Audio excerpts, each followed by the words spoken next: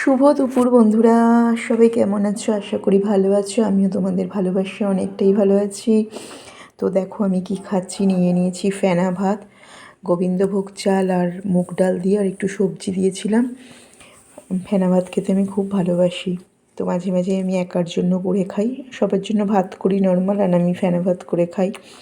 দেখো ফেনা ভাত নিয়েছি, এখানে চিংড়ি মাছ আর আলু দিয়ে ভাজা করেছি ওটা নিয়েছি, এখানে বড়ি ভাজা নিয়েছি 2 রকমের, এখানে ইলিশ মাছের লেজাটা ভাজা নিয়েছি, এখানে ব্রকলি, পেঁয়াজকলি, আলু আর চিংড়ি মাছ দিয়ে ভাজা করেছিলাম ওটা নিয়েছি। ব্যাস এটাই আমি খাবো।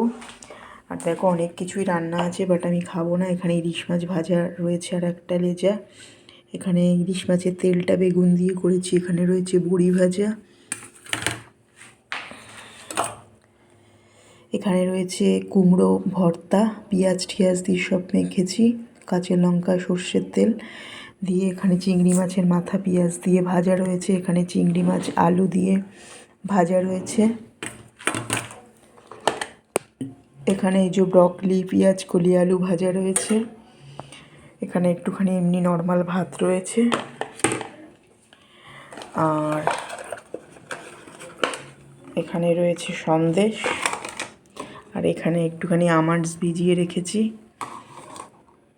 ফল তো ওখানে রয়েছেই, আর এখানে একটুখানি বিউলির ডাল ভিজিয়ে রেখেছি, একটুখানি দই বড়া আর রস বড়া করবো বলে। আর দেখো রয়েছে এখানে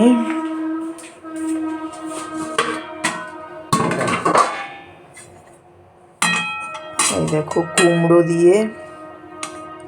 দিয়ে বেগুন দিয়ে আলু দিয়ে ইলিশ মাছের মাখা মাখা, মানে খুব ঝোল করিনি, পাতলা মোটামুটি করে করেছি ইলিশ মাছের ঝোল। তো এটা আমি খাবো না, এখনো হচ্ছে তোমার